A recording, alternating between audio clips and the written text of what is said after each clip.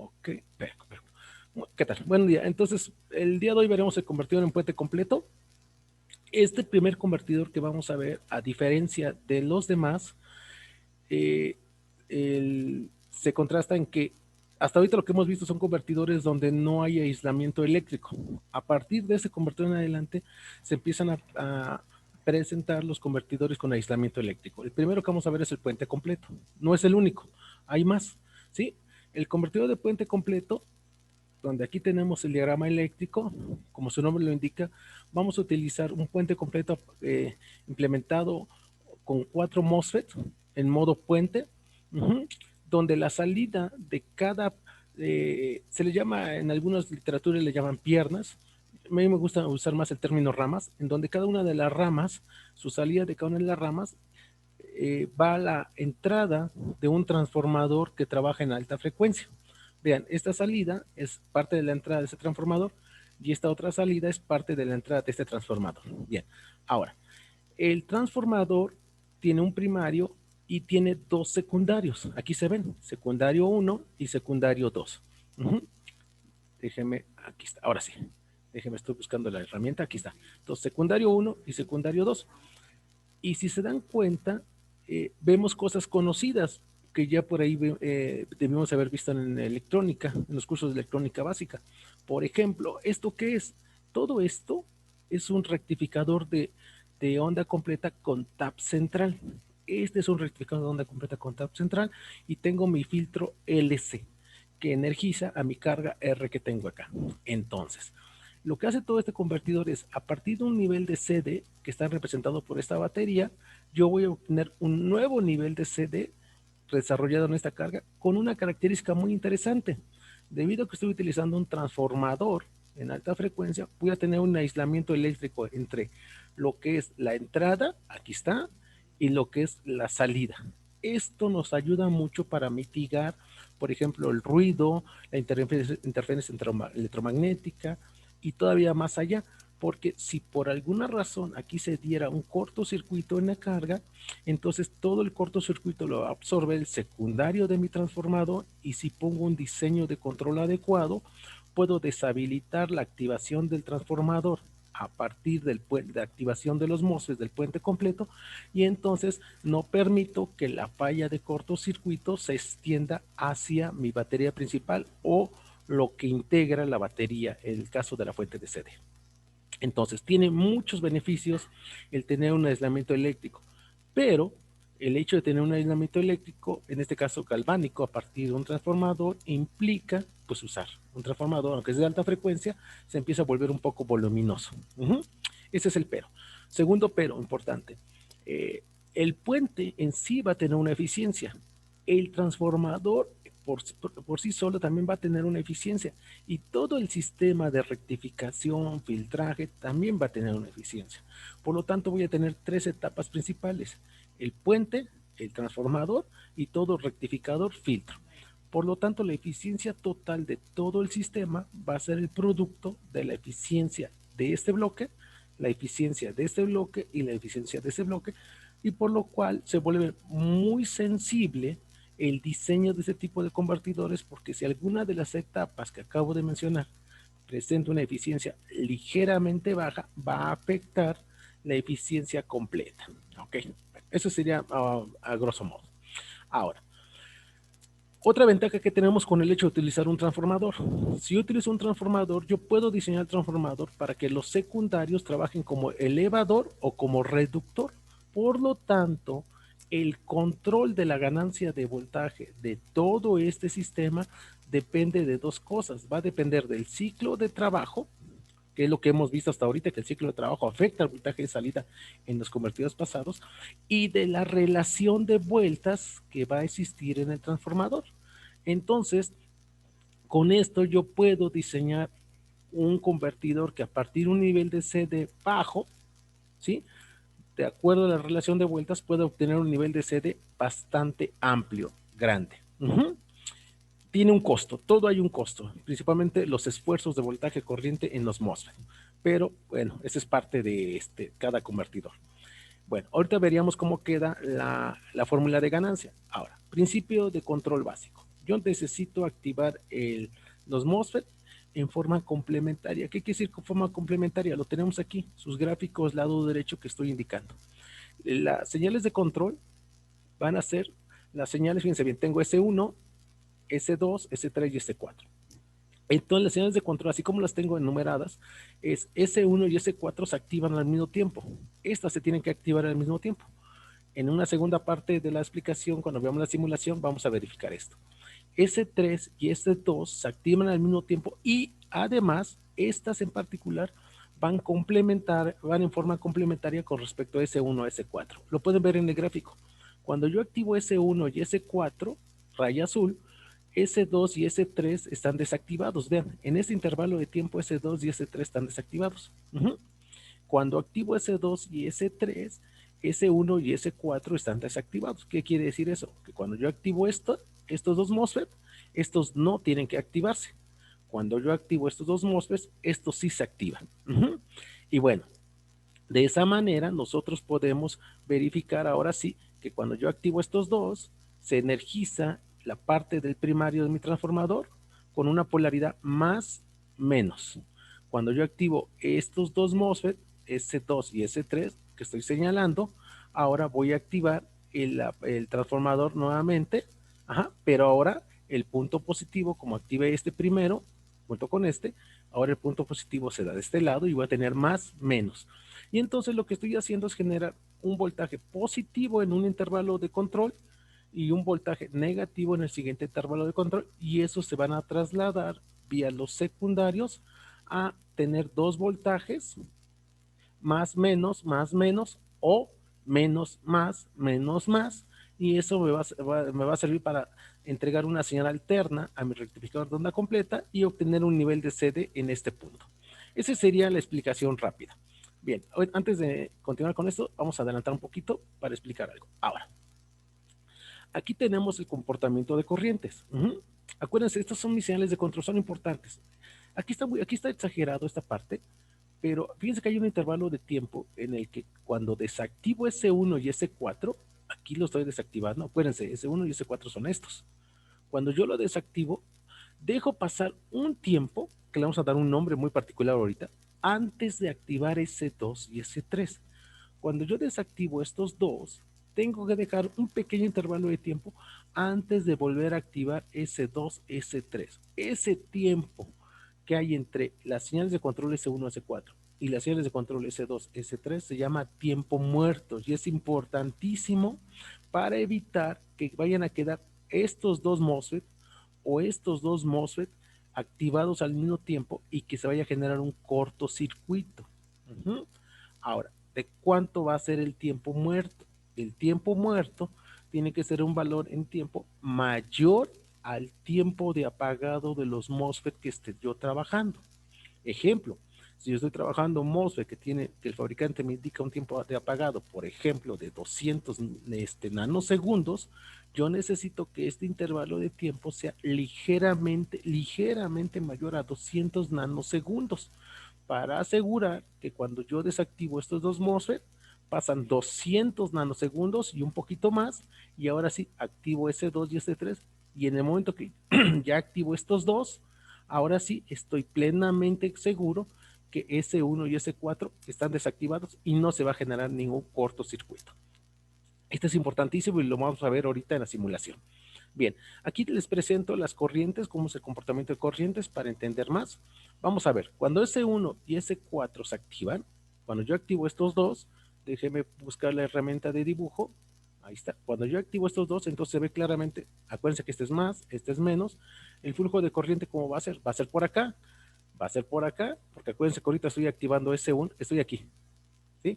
Entonces viene por acá el flujo de corriente, viene por acá, pasa por el primario, perdón, viene por acá, ¿y qué pasa en S3? S3 está desactivado, pero S4 sí está activado.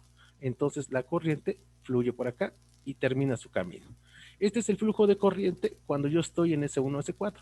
Como tengo este flujo de corriente, entonces se induce aquí un más, se induce aquí un menos, y por lo tanto en el secundario, ven la marca, aquí está la marca, este no es un círculo, es un cuadrito, pero esta es la marca.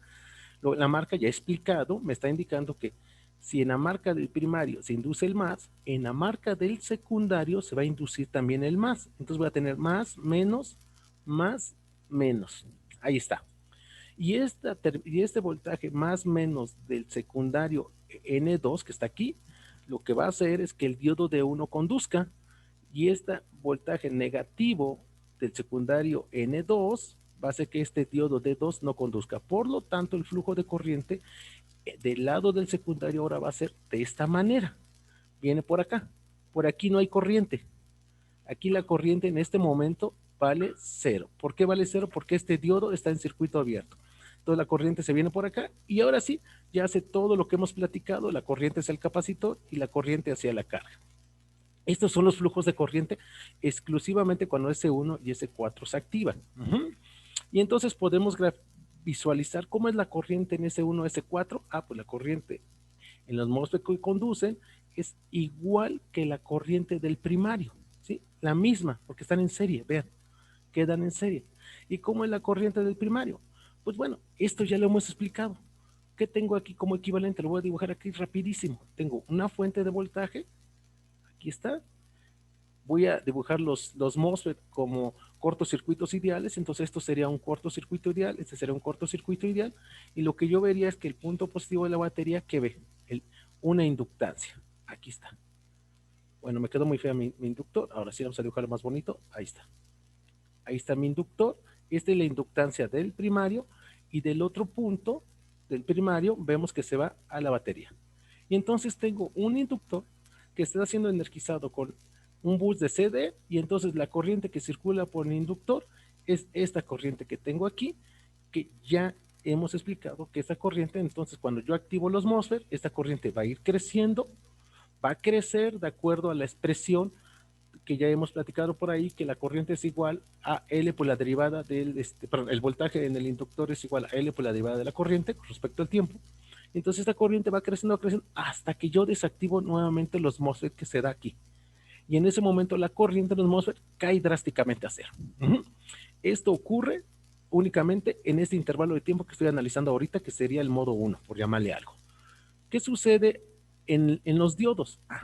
Veamos, el diodo D1 es el único que conduce ahorita, por lo tanto, sí hay corriente en D1, y es una corriente que va a ser similar a la corriente del primario, similar en forma de onda.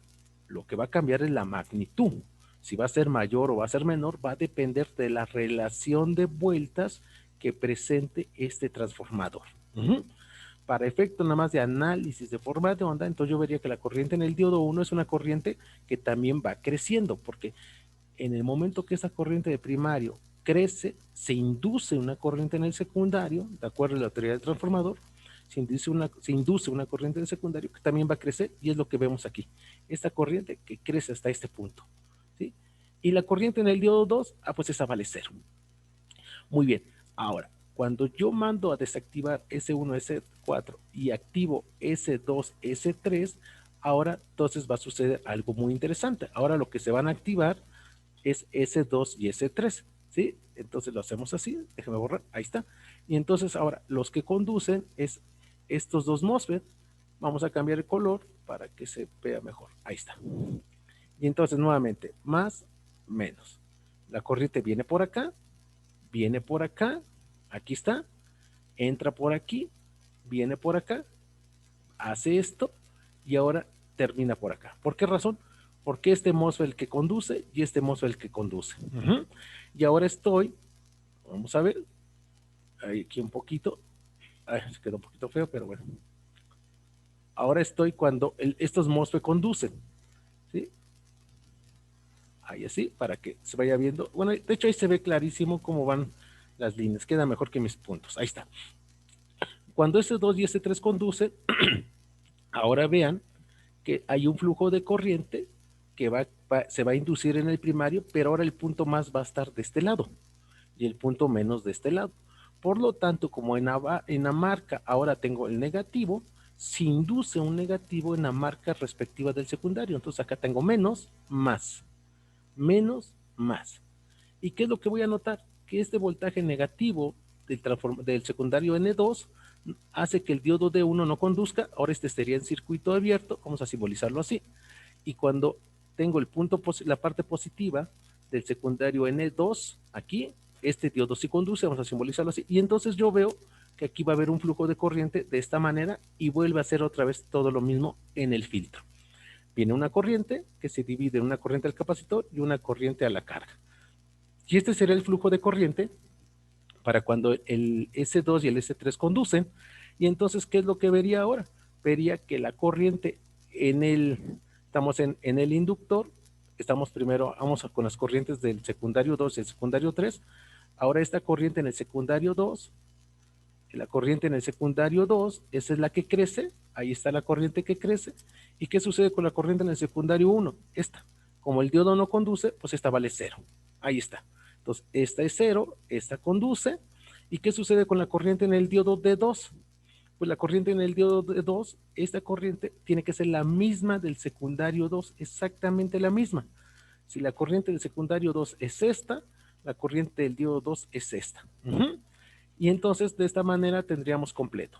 Ahora, ¿qué pasa en el inductor? Este es importante. Aquí está el modo de conmutación, si es modo continuo, modo de conducción, perdón, si es modo continuo o modo descontinuo. ¿Cómo es la corriente que circula por el inductor L y L? Acuérdense que hemos explicado desde los primeros convertidores que hemos visto que dependiendo cómo es el comportamiento de corriente en el inductor, ¿sí? En el inductor del convertidor, no el transformador, nos va a indicar si es modo continuo o discontinuo. ¿Cómo es la corriente que circula por el inductor? Pues esta corriente es la contribución de la corriente del diodo 1 cuando conduce y la contribución del diodo D2 cuando conduce. Entonces, cuando el diodo 1 conduce, aquí lo tienen, la corriente en el inductor es exactamente igual que la corriente del diodo. La corriente en el diodo 2 cuando conduce, aquí está la corriente del diodo 2 cuando conduce, es exactamente igual que la corriente en el inductor. Ahí está. ¿Y qué pasa en el inter que tengo aquí? En el inter lo que va a suceder es que esta corriente que llegó a un máximo, aquí en el inductor, se empieza a descargar. Y hasta que vuelve a activarse los MOSFET del otro par complementario, vuelve a crecer y se empieza a descargar. Y entonces tenemos un control en modo continuo, ¿sí? Que ya hemos analizado, explicado qué es el control en modo continuo. Y este control en modo continuo va a tener un área bajo la curva, que sería esto, y este sería el nivel de CD del inductor. Y este nivel de CD tiene que ser aproximadamente igual a la corriente que yo estoy entregando en mi carga, esta que está aquí. Entonces, si yo quiero el diseño de un convertidor puente completo para que la carga circule o se entregue una corriente, se me ocurre, de 1 ampere de CD, entonces tengo que diseñar todo para que el área bajo la curva de mi corriente de mi inductor pues valga 1 ampere. ¿Sí? ¿Y qué sucede con la componente ondulatoria? Esta que está aquí. Esta componente ondulatoria que sería delta I, que también ya la conocemos por ahí de los convertidos Buck, Bose, CPIC y demás. Esta delta I tiene que ser la corriente del capacitor. Ajá, entonces, creo que aquí queda más explicado todo esto que he estado diciendo en clases pasadas. La corriente promedio del inductor es la que se va aproximadamente a la carga, ¿sí? Y la corriente o la componente ondulatoria que se presenta en el inductor es la que es absorbida por el capacitor. Y acuérdense que esta delta IL, esta que estoy señalando aquí, va a impactar fuertemente en el voltaje de rizo de acuerdo a la resistencia serie equivalente del capacitor. Es decir, esto todavía va para largo. Bueno, de esta manera tendríamos el comportamiento de corrientes en el modo 1, que sería este, y el comportamiento de corriente en el modo 2. Si este tiempo muerto se hace cada vez más pequeño, por ejemplo, esto lo pongo acá y este lo pongo acá, entonces se puede ver, ahí, ojo con esto que voy a explicar, se puede ver cómo esta corriente crece hasta acá y este es lo que va a caer ahora. Y luego, como aquí ya entró los otros señales de control, este vuelve a crecer otra vez, así. Y entonces lo que yo vería es algo así, pequeñito, así. Esto es la forma de onda que yo vería si el tiempo muerto se reduce. El control del tiempo muerto me va a permitir hacer trabajar en modo continuo o discontinuo mi convertidor. Si el tiempo muerto es muy pequeño, acuérdense que el tiempo muerto es lo que está aquí, este tiempo que estoy señalando aquí, TD, T subíndice D, de tiempo muerto en inglés.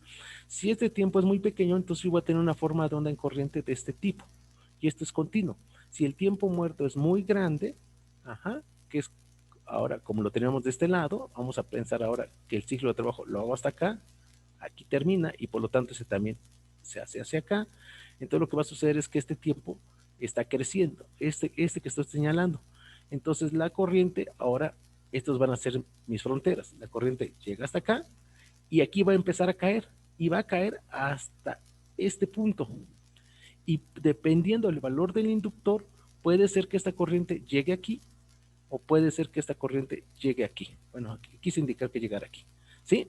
Y entonces en este punto aquí vuelve a crecer otra vez y cuando yo tengo este en particular, ahora tengo el modo discontinuo, ¿sí? ¿Vieron la diferencia? Simplemente maniobrando el tiempo muerto. ¿Y eso cómo lo voy a hacer en la práctica? Maniobrando el ciclo de trabajo. Lo que voy a hacer es controlar el ciclo de trabajo. Por eso es que en esos convertidores normalmente se diseñan o se operan para que el ciclo de trabajo sea constante. Se diseña o se calcula, perdón, a un valor y se deja constante. Fíjense bien lo que se puso aquí. Un ciclo de trabajo máximo del 50%. ¿Cuál es el riesgo de estar controlando el ciclo de trabajo dentro de valores muy extensos? Es decir, dentro de un rango muy amplio, que podemos sacarlo de modo continuo a modo discontinuo. Y eso, cuando queramos diseñar el lazo de control que vamos a ver en las últimas clases de este curso, van a ver que hay una gran diferencia en la función de transferencia de un convertidor trabajando en modo continuo y de un convertidor trabajando en modo discontinuo. ¿Ok?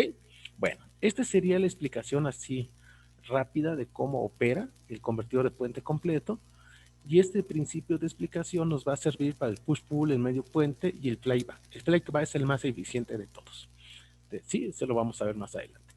Bueno, eh, tenemos aquí el cálculo de el desarrollo de las ecuaciones. Este sí les pido que ustedes les den una leída con calma, revisen.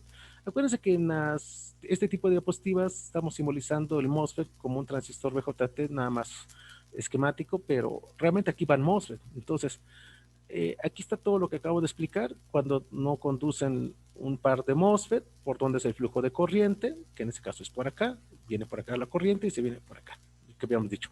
El intervalo en el que está el tiempo muerto, en el que los 4 MOSFET, fíjese bien, esto es muy bonito. Cuando conduce estos 2 MOSFET, va a llegar, conducen y circulan las corrientes que expliqué. Cuando yo desactivo estos MOSFET, ojo, antes de activar estos MOSFET, primero desactivo estos, dejo pasar un tiempo en el que los 4 están desactivados antes de activar estos. Este tiempo que dejo pasar de este estado a este estado es lo que conocemos como tiempo muerto. Bueno, ahí está. Y entonces las formas de onda que ya también acabamos de explicar, y aquí en las notas de estos amigos del CNID, pues está el desarrollo de las ecuaciones, también las pueden encontrar en el Mohan, las pueden encontrar en el Ericsson. Hay diferentes libros especializados en el desarrollo de las ecuaciones. Eso no hay tanto problema. Lo que me interesa es que más bien entendamos el principio de operación de este convertidor, para que primero en simulación veamos qué tenemos que hacer para que opere, y si no opera, dónde tendríamos que buscar la razón por la cual no opera, y después llevarlo a un circuito experimental. Tienen todas las ecuaciones de diseño, y aquí simplemente me quedo con esta última, que está más explícita. La ecuación última que nos faltaría es, y bueno, ¿y a qué es igual la ganancia? La ganancia de este convertidor, aquí se las voy a reescribir, es igual a 2 veces el valor del ciclo de trabajo por la relación de vueltas, donde n es igual a el número de vueltas del secundario con respecto al número de vueltas del primario. Vamos a ponerlo así. Entonces aquí le pondríamos 2,1. Es decir, el número de vueltas que guarda este secundario con respecto a este primario y este secundario con respecto a este primario. ¿Sí? Lo que se hace en la práctica es que este número de vueltas del secundario 1 es igual al número de vueltas del secundario 2, para que sea simétrico. Tiene que ser simétrico, si no habría un desbalance de energía. Y aquí tienen el comportamiento normalizado. Aquí estamos hablando de la ganancia, aquí no lo menciona, contra el ciclo de trabajo para diferentes valores de relación de vueltas. Y lo que les decía, tiene dos controles, dos formas de controlar el voltaje de salida. Yo puedo maniobrar el ciclo de trabajo, aquí está, puedo maniobrar el ciclo de trabajo para un valor dado de relación de vuelta, aquí está. Bueno, está muy feo esto, mejor lo simbolizo así, para un valor de relación de vuelta, y yo puedo controlar el voltaje. Pero ¿qué pasa si aumento la relación de vuelta? Por ejemplo, para 2, para 3 o para 5. Con el mismo ciclo de trabajo, voy a plantear ahorita punto 5. Acuérdense que punto 5 fue el máximo, ¿eh? Lo dije hace un rato y es parte de la explicación. Punto 5 es el máximo. Yo puedo trabajar abajo de punto 5, pero no más de punto 5, porque si no voy a cometer un cortocircuito. Analicen lo que expliqué para que lo puedan entender. Este es mi máximo. Entonces, para un mismo valor de ciclo de trabajo, dependiendo de la relación de vuelta, es la ganancia, y si yo aumento la relación de vuelta al transformador, puedo obtener un voltaje mucho mayor. Ahí está. Aquí el voltaje máximo estaría limitado a 5 veces. Bueno, para n igual a 5, el voltaje máximo sería 5 veces el voltaje de salido, o ganancia igual a 5 para un ciclo de trabajo de máximo 0.5. ¿Qué pasa si quiero más energía, más voltaje? Pues necesitaría entonces plantear mayor relación de vueltas. Por ejemplo, así. Hay otros esquemas que permiten obtener más voltaje de salida sin tanta relación de vueltas. Eso lo vamos a ver en los siguientes esquemas. Bueno, esta sería la parte de la obtención. Y como siempre, por aquí hay un ejemplo. Sí, yo creo que con esto tienen más que suficiente para entender cómo funciona el convertidor puente completo. Ajá, aquí lo tienen. Aquí sí, vamos a esperar tantito, se me está trabando. Ahí está. Y el ejemplo práctico que siempre se pone en cada uno de los temas. Ahora, con esto tendríamos la explicación rápida del convertidor puente completo y pasaríamos a la segunda fase, que es verificar en una simulación ya preparada.